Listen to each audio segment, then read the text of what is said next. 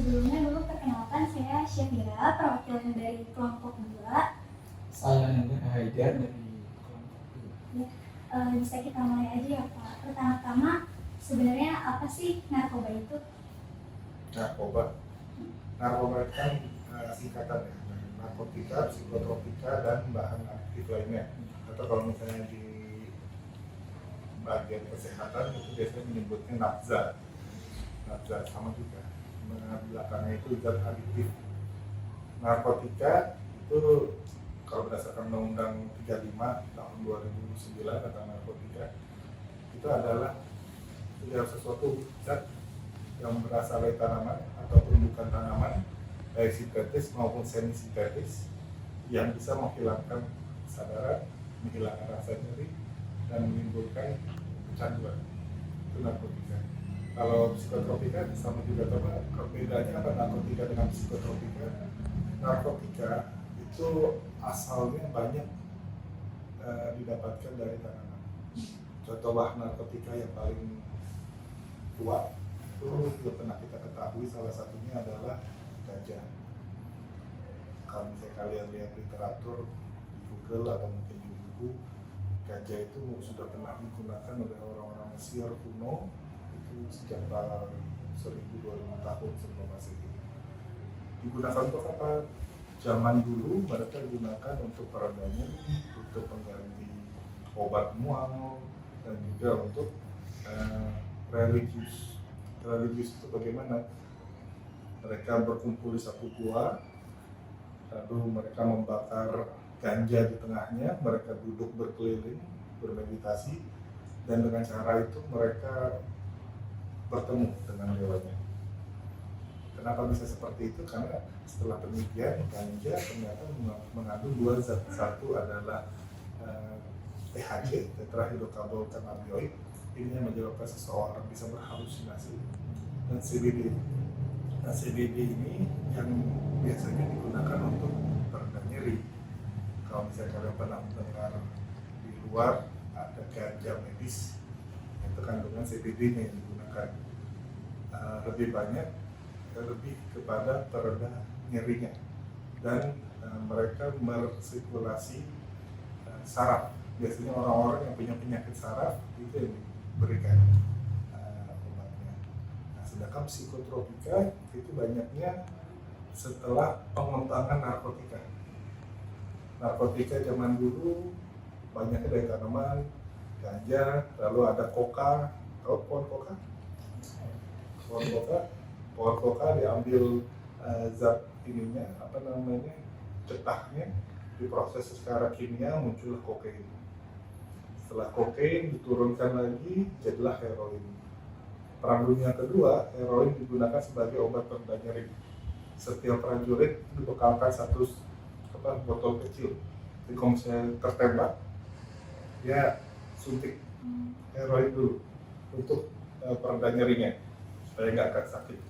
Nah, sambil menunggu P3K-nya. Tapi ternyata efeknya setelah perang mereka kecanduan, kan seperti selain karena mereka juga faktor psikologis. Siapa yang kalau misalnya selesai perang kan mereka melihat hal-hal yang kan sepatutnya, misalnya kakinya lepas, tangannya lepas, dan sebagainya. Nah, itu traumatik buat mereka. Salah satu itunya dengan heroin dan kokain. Nah, psikotropika itu setelah obat-obat narkotika ditemukan, diproses kimia, muncullah zat-zat baru untuk psikotropika. Salah satu contohnya adalah kalau misalnya orang tua kalian nggak bisa tidur, ya kan, minum obat, dikasih dokter, kasih minum obat, nggak bisa tidur nyenyak.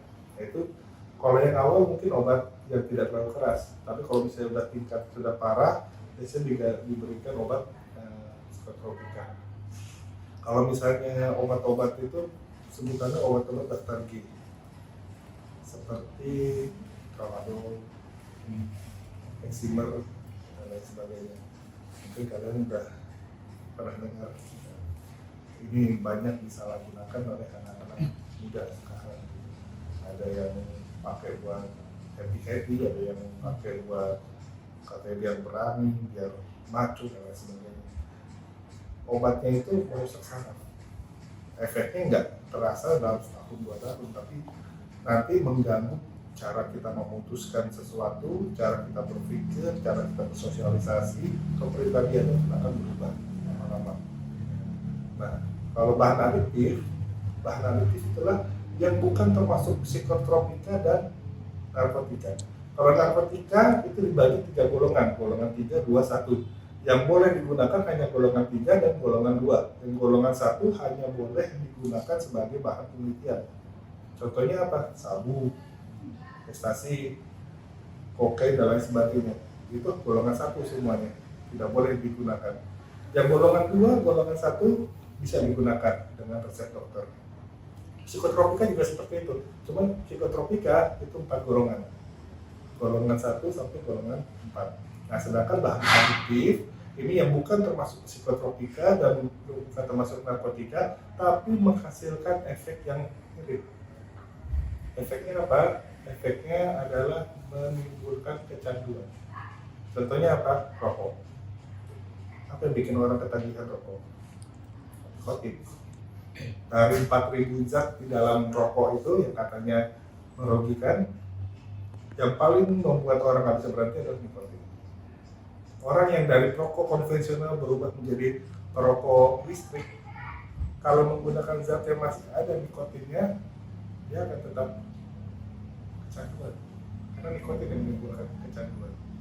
Lalu ada lagi lem atau bentuk-bentuk lainnya yang menghasilkan bau yang tajam lalu dihirup. Nah, itu menimbulkan efek ketergantungan. Kalau pertama kali dihirup mungkin pusing, tapi setelah itu ada efek ketergantungan.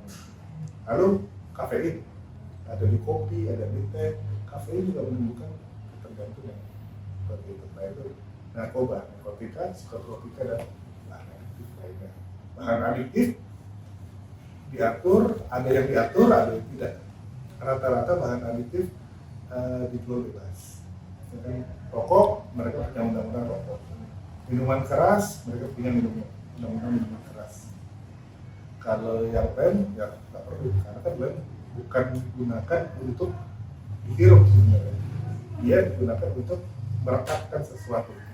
Nah, jadi di sini adalah penyalahgunaannya yang kita tanggulangi. Nah, BNN ada di mana? BNN ini kalau berdasarkan fungsi tugasnya, mungkin tadi sudah dijelaskan, kita berdiri ada di Undang-Undang 35. Jadi fungsi kerjanya BNN itu menanggulangi narkotika. Fungsinya. Karena itu kalau misalnya ada penyalahgunaan obat-obatan yang itu masuk ke psikotropika, secara hukum kita tidak bisa. Nangkapnya boleh, tapi nanti harus diberikan kepada polisian. Karena undang-undangnya berbeda, bukan undang-undang narkotika. Kalau sudah jadi obat, undang-undang kesehatan. Bagaimana pandangan Bapak terhadap kemasalah narkoba di masyarakat kita saat ini?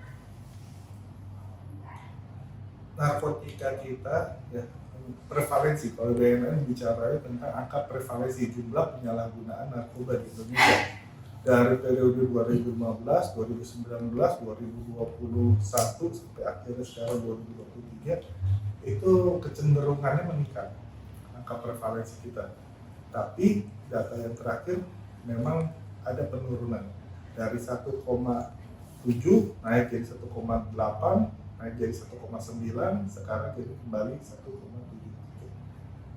Total penyalahguna kita hampir 4 juta, 3,4 juta orang.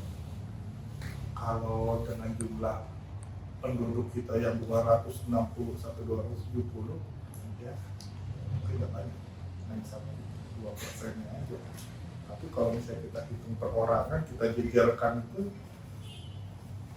Kabupaten Bogor aja jumlah penduduknya 5,9 juta. Tapi itu udah satu kabupaten kan.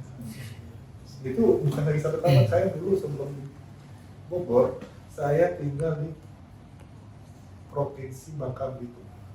Bangka Belitung itu penduduknya satu provinsi 1,5 juta. Jadi kalau misalnya jumlah penyalahgunaan kita 4 juta, sebanyak banyak tuh. dan mayoritas ada di wilayah Sumatera, Jawa. Kenapa? Karena mereka padat.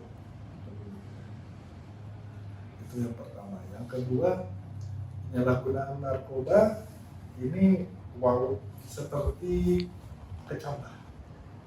Kita cabut, mereka berakar lagi. Kenapa? Karena mereka pola penyebarannya itu biasanya beli putus. Siapa namanya? Hilmi. Saya pecandu. Saya beli barang ke Hilmi. Saya nggak bakal ketemu muka dengan Hilmi. Saya hanya tahu nomor teleponnya atau kontak e-commerce-nya gitu. Kalau misalnya dia jualan online, barangnya dikirim hanya lewat kurir. Atau nanti Hilmi janjian, Pak, nanti jam 1 saya taruh di depan gedung Pramuka ya, di balik pohon jam 1. Ya tinggal saya datang jam 1 pas, barang sudah ditempel. Saya ditangkap, di tracking HP saya. Kalau dia sudah dengar saya ditangkap, HP saya di blok, nomor saya di blok, saya nggak bisa. Ya kan, rata-rata yang didapatkan adalah kisaran kali bawah. Kalau saya dapat informasi dari masyarakat, ada pengiriman 2 kilo, 5 kilo, 10 kilo, atau dari luar negeri yang daerah tenang, itu sampai 5 ton. Tapi kita nggak pernah bisa dapat pabrik. Narkoba ini bukan hanya dulu Indonesia hanya menjadi tempat persinggahan deh. Orang mau jual ke Australia, orang mau jual ke New Zealand, orang mau jual ke negara lain. Tapi sekarang ada juga yang produksi di kita. Tapi mayoritas itu masih dari luar. Kenapa? Dari luar, karena harga di luar sama harga di Indonesia lebih tinggi di Indonesia. Dan jumlah wilayah laut kita ini kan hampir 80%. Banyak titik-titik masuknya yang tidak bisa tercoverage semuanya oleh angkatan laut kita, angkatan udara dan lain sebagainya. Dan dia memanfaatkan nelayan lokal.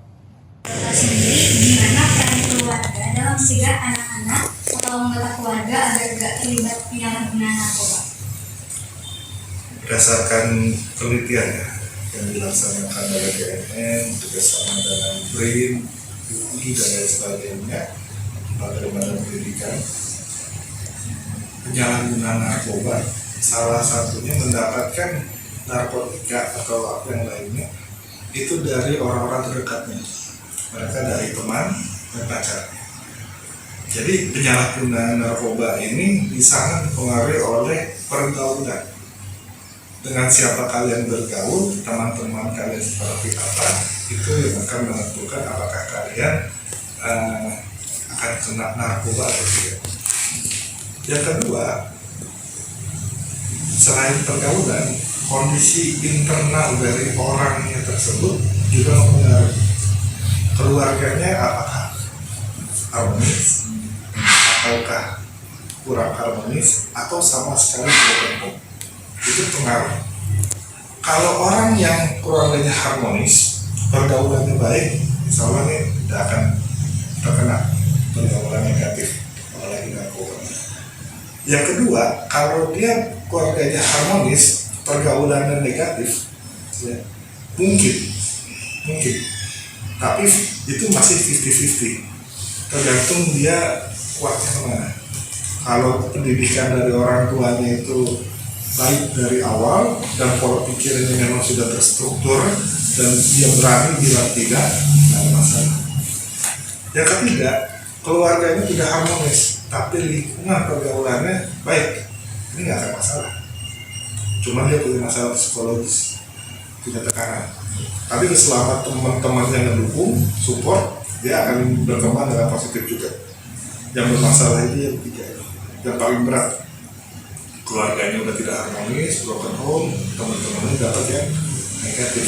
Udah, mau sepositif apapun dia bertahan, pikirannya suatu saat akan tergoda. Kenapa? Karena dia nggak punya support. Ini yang dibutuhkan. Bagaimana penyalahgunaan narkoba itu bisa berubah dia butuh dukungan dari keluarganya dan dukungan dari lingkungannya. Mayoritas penyalahguna narkoba yang sudah direhabilitasi kembali ke rumahnya, kalau dia masih bergaul dengan teman-temannya yang satu lingkungan dulu, itu akan relapse kembali, menggunakan kembali. Tapi kalau misalnya mereka yang tidak lagi berhubungan dengan teman-teman yang dulu, punya pergaulan baru, itu akan bertahan. Yang paling sulit adalah kalau misalnya dia sudah lama menjadi pecandu, itu rehabilitasi kesuksesannya tergantung dari dalam dirinya. Kenapa? Karena satu yang tidak bisa hilang dari penyalahgunaan narkoba itu adalah ingatannya. Saat dia lagi pakai, perasaan dia saat lagi fly, itu nggak akan hilang. Jadi saat dia rehabilitasi, dia ketemu sama orang, atau bahkan dia punya sesuatu, misalkan siapa namanya?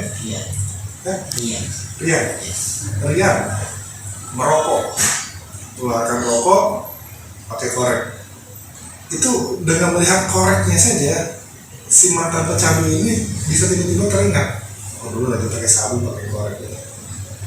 Perasaan muncul. Jadi orang penyalahguna narkoba itu walaupun sudah direhab, bukan selesai di situ. Perjuangan untuk mempertahankan kewarasannya itu seumur hidup. Karena itu dia butuh dukungan yang positif. Jadi keluarga itu sangat penting sekali. Kenapa? Menanamkan nilai-nilai dan juga kekompakan. Sekarang kan mayoritas sudah banyak juga anak-anak muda yang nikah dini. Ya kan, semakin cepat pernikahannya, tapi tidak diimbangi dengan ilmu parenting, pola asuh dan lain sebagainya. Kadang antara bapaknya ini usia 20-an nih, udah menikah, terus hamil istrinya, punya anak, bapaknya dengan ibunya punya pola asuh yang beda-beda. Yang satu pengennya A, yang satu pengennya B. Nah ini nggak kompak ini, yang bermasalah nanti anaknya. Orang tua tuh harus kompak. Nilainya apa yang mau ditanamkan? A, B, C, D. Nah kalau kamu bikin A, berarti saya harus dukung. Kalau saya pengennya B, berarti saat saya ingin B, kamu harus dukung. Jadi keluarga harus kompak. Gitu. Kalau bapaknya di luar mencari kerja, ibunya di rumah, nah ini nilai-nilainya bagaimana? Apa yang harus di... Nah terus pada saat dia udah mulai besar, nah, kalian ini kan udah bisa berpikir secara mandiri. Kalian harus bisa memutuskan teman bagian mana yang harus kalian pilih. Punya hobi, silahkan punya hobi. Karena kalau misalnya ini, kalau udah umur 18 tahun, itu tidak bisa lagi menyalahkan keluarga. Tapi ada juga keluarga yang nyalahin. Anaknya ketahuan penyalahguna, udah sakau, orang tua yang begitu. Ada yang begitu. Kejadiannya siapa? Ada anaknya penyalahguna dibawa ke BNN sama bapaknya, mau direhab, BNN udah oke, tapi karena anaknya nggak tahu mau direhab, bapaknya mau dalam tanda kutip menjebak. Ya udah, janjian lah satu tempat. Ternyata sebelum jamnya ditentukan, diteleponnya di bapaknya, mohon maaf Pak, kita nggak gagal kenapa? Karena neneknya bawa anaknya, takut kalau mau direhab. Nah jadi pola pikirnya kan berbeda. Bisa jadi karena ketidaktahuan, bisa jadi karena salah persepsi. Nah jadi dua komponen penting, sangat penting sekali. Karena itu mau menikah kita harus punya ilmu, bukan hanya sekedar mapan atau tidak, bukan hanya fisiknya bagaimana, tapi bukan hanya cintanya, gitu kan? Karena kalau misalnya udah nikah, kita nggak bisa makan cinta, kita nggak akan makan fisik, kita nggak akan ini, tapi usahanya, ilmunya bagaimana. Karena kalau misalnya ini bukan hanya masalah narkoba, ini masalah lain-lainnya, segala macam. Kenapa ada pembulian? Kenapa ada ini? Salah satunya adalah faktor di lingkungan keluarganya. Anak yang terlalu dimanja, dia akan merasa over, kapasitinya over. apalagi secara ekonomi mendukung dan sebagainya. Dia berteman dengan menggunakan uang, disuruh-suruh mau orang, jadi kan dia overconfidence. Jadi membuli orang baginya sebuah kesenangan. Kenapa? Karena di rumah dia nggak menemukan kesenangan. Akhirnya dengan cara itu, nah ini salah satu banyak yang mesti kita perbaiki. Jadi permasalahan kita ini bukan hanya masalah narkoba, tapi ini juga bercanda kemana-mana. Kalau narkotika, ada 3 kejahatan yang paling besar, yang paling berbahaya. Narkotika, terus korupsi dan terorisme. Kalau korupsi itu ibarat pohon diambilin buah-buahnya. Ya, udah mau matang nih, kita udah mau nikmati sama-sama, ternyata ada orang yang ngambilin buah-buahnya, jadi nggak bisa dinikmati sama-sama, hanya orang-orang tertentu aja. Kalau terorisme, dia memotong ranting-rantingnya, bahkan batang pohonnya pun dipotong. Tapi kalau terorisme, walaupun batang pohon atau rantingnya dipotong, selama pohonnya masih ada, dia masih bisa tumbuh kembali kan. Kalau narkotika enggak, dari satu pohon itu akarnya yang diracuni. Kalau akar mati, ya kan, sebesar apapun pohonnya akan dibawa, jadi dia akan mati dan tidak berkembang. Ini berbahaya. Kalau misalnya kalian bisa lihat di Amerika sekarang ada jenis narkotika baru yang orang di tengah jalan itu siang-siang bisa kayak zombie kan bengong itu, benar-benar itu nggak lagi di game. Kayak tadi loh. Ya, yang dampak narkoba bisa digunakan oleh remaja yang berusia umur 12 tahun sampai dengan 20 tahun ke atas. Dampak narkoba itu bisa kita bagi menjadi 3 efeknya. Pertama, dia menghasilkan efek stimulan. Kalau misalnya bagi orang yang atlet, stimulan itu semacam doping. Jadi kalau kalian pakai jenis narkoba yang stimulan, contohnya sabu, kalian mau bergerak terus, energi kalian dalam tubuh kalian itu banyak, kalian nggak bisa diam, pengen ngomong, pengen bercanda, pengen tertawa, salah satunya. Ada yang kedua, contohnya itu efeknya adalah depresan.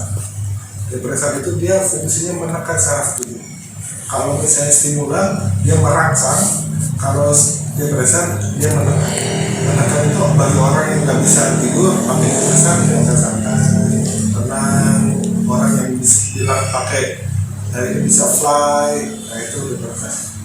Nah ada kombinasi keduanya dan menghasilkan efek halusinasi. Itu 3 efek itu. Halusinasi itu beda ya, kalau kita imajinasi dan lain sebagainya. Halusinasi itu dia tidak bisa lagi melihat sesuatu itu nyata atau tidak. Contohnya banyak, salah satunya adalah kalau misalnya kalian cari di Google tahun 2016 atau 2017 ada kasus Afrian, seorang wanita yang pagi hari pulang dari diskotik mengendarai mobil sampai di suatu lingkaran Patung Kuda atau di Jakarta. Itu dia jalannya lurus, harus berputar, naik ke atas trotoar, menabrak 18 orang meninggal. Kenapa? Karena di mata dia jalan itu lurus, bukan berputar. Jadi halusinasi itu sangat kuat sekali. Nah itu yang terjadi.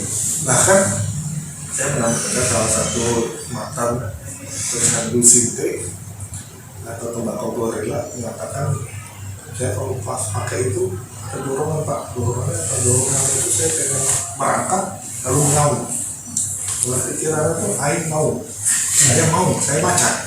Jadi pengennya tahu, kayak halusinasinya seperti itu. Dan itu sangat keras sekali. Kerasnya bagaimana? Walaupun dia sudah berhenti, tapi ternyata halusinasinya masih bertahan. Jadi dia harus kontrol ke dokter saraf. Ini yang berbahaya. Nah efeknya 3 itu usia berapapun seperti bisa digunakannya sama. Apakah di anak-anak, remaja, tapi yang dampak kerusakannya itu sayang. Kenapa sayang? Karena otak manusia ini berkembang dari umur dia baru dilahirkan sampai umur 23 tahun atau lebih. Itu otak itu masih berkembang. Jadi kalau misalnya udah masih belasan tahun dia menggunakan obat, dia menggunakan narkotika dan lain sebagainya, perkembangan kan dia tidak maksimal. Maka banyak saraf-sarafnya yang nanti mati dan lain sebagainya. Akhirnya pada saat nanti umur 30 baru terasa tingkatan mulai buruk, kontrol tubuhnya mulai rusak, pengambilan keputusannya susah, terus dan lain sebagainya. Ya sebenarnya efeknya narkotika dengan kalau misalnya pornografi itu mirip.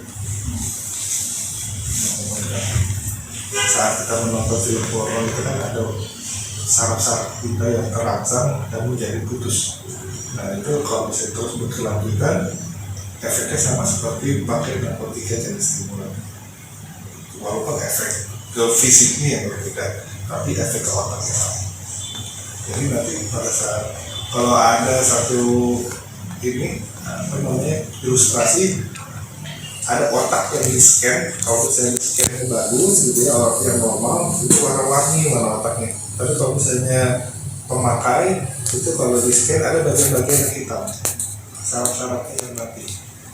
Walaupun secara fisik dia kelihatan sama seperti kalau misalnya kalian melihat nyamuk, ya, apa yang terlihat kan seperti kecandu, tidak kan? Lalu sekarang itu yang kemarin ya Marzon ini saya, ya, secara fisik baik-baik saja, tapi ternyata candu. Jadi narkotika sekarang beda dengan narkotika zaman tahun 90-an yang banyak berada di Amerika dan sebagainya seperti heroin, kokain dan sebagainya. Mereka merusak fisik kalau yang dulu. Yang sekarang psikologi. Otak cara mengambil keputusannya itu. Selanjutnya, apa langkah-langkah konkret yang dapat diambil lembaga terkait untuk mengatasi penyebaran narkoba? Kalau dari BNN kita sudah melakukan beberapa kegiatan. Salah satunya kita melakukan kampanye melalui media sosial, kita melakukan sosialisasi, kita bekerja sama dengan pemerintah daerah. Bahkan sekarang ada program desa bersinar, di mana kita mendorong desa-desa untuk punya peraturan dan juga mereka melatih satgas, kita melatih satgas di lingkungan desa dan mereka membiayai kegiatan sosialisasi P4GN itu di tingkat desa dengan dana desa. Karena dana desa itu di setiap desa lumayan besar. Mereka rata-rata bisa mendapatkan 3 sampai 4 miliar per tahunnya. Tapi kegiatannya pasti tidak cuma masalah narkoba. Mereka ada bangun masjid, ada bangun jalan, bangun segala macam fasilitas. Nah, upaya pencegahan sudah kita lakukan, pemberdayaan masyarakatnya kita lakukan, kita juga merehabilitasi bekerjasama dengan komponen masyarakat dan sebagainya. Kita latih mereka berdasarkan standar BNN rehabilitasinya. Kita juga pemberantasan kita lakukan juga gitu. Tapi sebanyak apapun yang kita lakukan, berapa sih jumlah pegawai BNN? Gitu. Kita butuh gerakan ini kita butuh seperti MLM gitu. Kita butuh orang-orang untuk menyampaikan juga kepada orang lain. Selain sebelum mereka menyampaikan kepada orang lain, jaga dirinya dulu. Jaga dirinya dulu, keluarganya dulu, nggak ada masalah, baru nanti kita untuk menyebarkan kepada orang lain dengan berbagai macam cara. Kalau kalian generasi muda punya cara-cara kreatif, Bapak bikin film, bikin ini, bikin lagu dan sebagainya, silakan lakukan dengan beragam cara. Tapi kalau misalnya menurut kalian ini penting, gitu.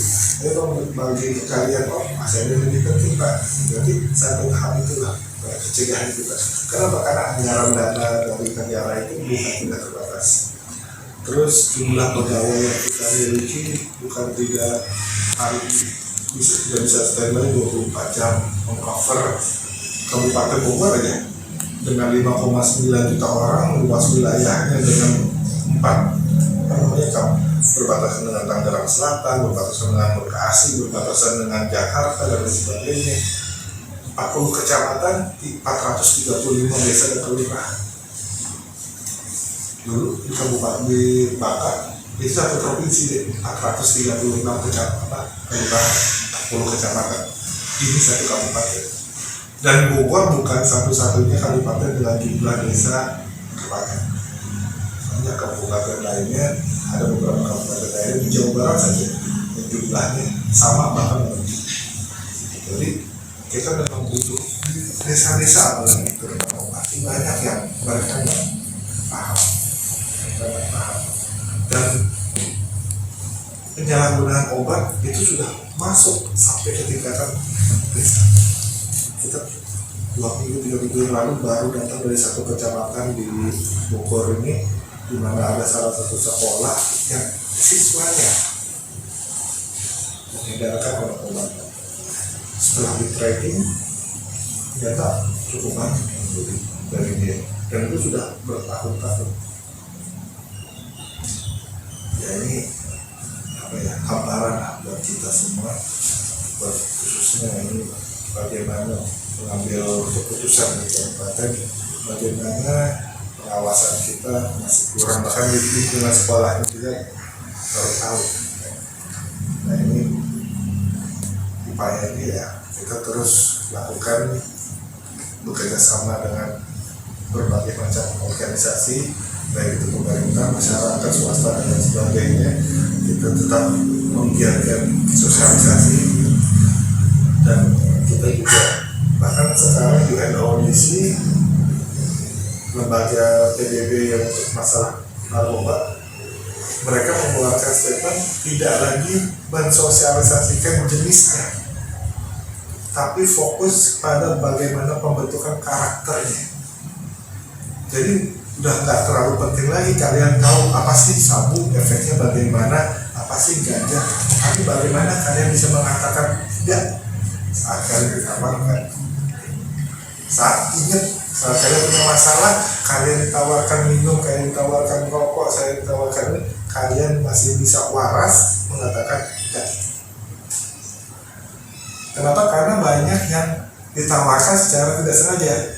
Contohnya apa? Merokok? Enggak.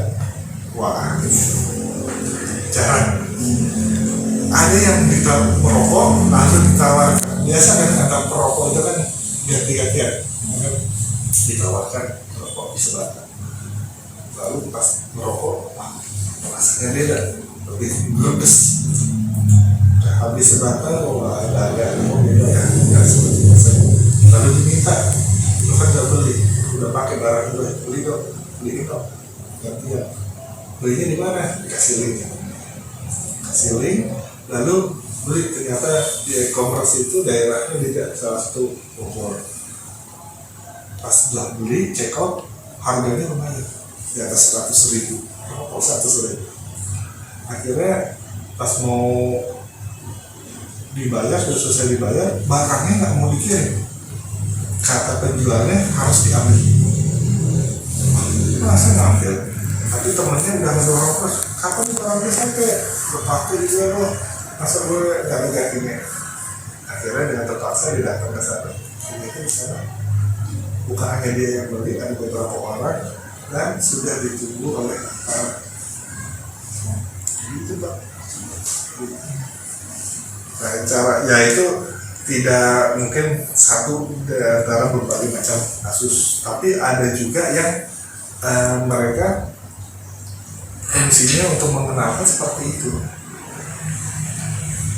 Pertama gratis, tapi kedua patungan, ketiga dia bisa beli sendiri, belinya ke saya, kasih kan saya yang tahu kenal. Jadi seperti itu polanya. Udah kita sampai di sini saja pertanyaannya. Sebelumnya sama Bapak siapa? Saya Eko Sumarto. Iya Bapak Eko, makasih udah ngasih ilmu yang bermanfaat buat kami semua. Sampai sini wawancara kami. Wassalamualaikum warahmatullahi wabarakatuh. Waalaikumsalam.